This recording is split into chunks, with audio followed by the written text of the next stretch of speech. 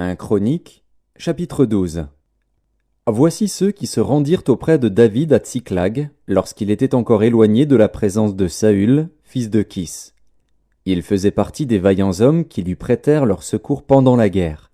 C'étaient des archers, lançant des pierres de la main droite et de la main gauche, et tirant des flèches avec leur arc.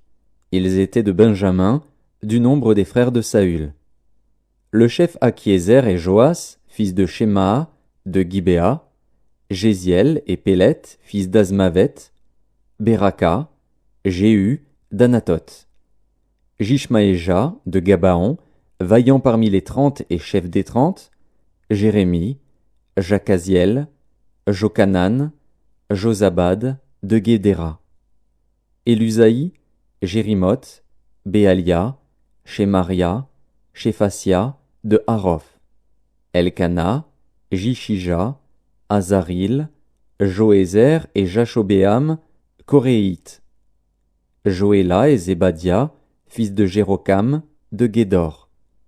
Parmi les Gadites, des hommes vaillants partirent pour se rendre auprès de David dans la forteresse du désert, des soldats exercés à la guerre, armés du bouclier et de la lance, semblables à des lions, et aussi promptes que des gazelles sur les montagnes. Ézer, le chef, Abdias, le second, Eliab, le troisième, Mishmana, le quatrième, Jérémie, le cinquième, Ataï, le sixième, Éliel, le septième, Jokanan, le huitième, Elzabad, le neuvième, Jérémie, le dixième, Amagbanaï, le onzième. C'étaient des fils de Gad, chef de l'armée. Un seul, le plus petit, pouvait s'attaquer à 100 hommes et le plus grand à 1000. Voilà ceux qui passèrent le Jourdain au premier mois, lorsqu'il débordait sur toutes ses rives, et qui mirent en fuite tous les habitants des vallées, à l'Orient et à l'Occident. Il y eut aussi des fils de Benjamin et de Juda qui se rendirent auprès de David dans la forteresse. David sortit au-devant d'eux, et leur adressa la parole, en disant : « Si vous venez à moi dans de bonnes intentions pour me secourir, mon cœur s'unira à vous.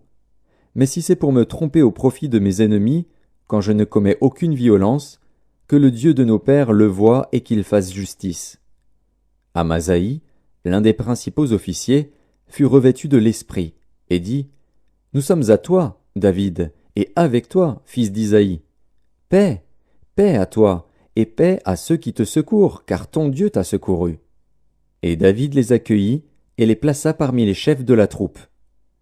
Des hommes de Manassé se joignirent à David, lorsqu'il alla faire la guerre à Saül avec les Philistins. Mais ils ne furent pas en aide aux Philistins, car, après s'être consultés, les princes des Philistins renvoyèrent David en disant : « Il passerait du côté de son maître Saül, au péril de nos têtes. » Quand il retourna à Tsiklag, voici ceux de Manassé qui se joignirent à lui : Adnak, Josabad, Jédiaël, Mikaël, Josabad, Élihu et Tsiltaï, chefs des milliers de Manassé. Ils prêtèrent leur secours à David contre la troupe des pillards amalécites, car ils étaient tous de vaillants hommes, et ils furent chefs dans l'armée. Et de jour en jour des gens arrivaient auprès de David pour le secourir, jusqu'à ce qu'il eût un grand camp, comme un camp de Dieu. Voici le nombre des hommes armés pour la guerre qui se rendirent auprès de David à Hébron, afin de lui transférer la royauté de Saül, selon l'ordre de l'Éternel. Fils de Juda, portant le bouclier et la lance, 6800, armés pour la guerre. Des fils de Siméon, hommes vaillants à la guerre, 7100. Des fils de Lévi, 4600. Et Jéhojada, prince d'Aaron, et avec lui 3700. Et Tsadok, vaillant jeune homme, et la maison de son père, 22 chefs. Des fils de Benjamin, frère de Saül, 3000. Car jusqu'alors la plus grande partie d'entre eux était restée fidèle à la maison de Saül. Des fils d'Éphraïm, 20 800, hommes vaillants, gens de renom, d'après les maisons de leurs pères. De la demi-tribu de Manassé, 18 000, qui furent nominativement désignés pour aller établir roi David. Des fils d'Issachar, ayant l'intelligence des temps pour savoir ce que devait faire Israël, 200 chefs, et tous leurs frères sous leurs ordres. De Zabulon, 50 000, en état d'aller à l'armée, munis pour le combat de toutes les armes de guerre et prêts à livrer bataille d'un cœur résolu. De Nephtali, 1000 chefs, et avec eux 37 000, portant le bouclier et la lance. Des Danites, armés pour la guerre, 28 600. D'Azer, en état d'aller à l'armée et prêts à combattre, 40 000.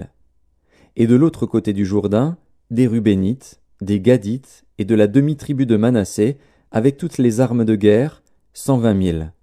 Tous ces hommes, gens de guerre, prêts à combattre, arrivèrent à Hébron en sincérité de cœur pour établir David roi sur tout Israël. Et tout le reste d'Israël était également unanime pour faire régner David. Ils furent là 3 jours avec David, mangeant et buvant, car leurs frères leur avaient préparé des vivres.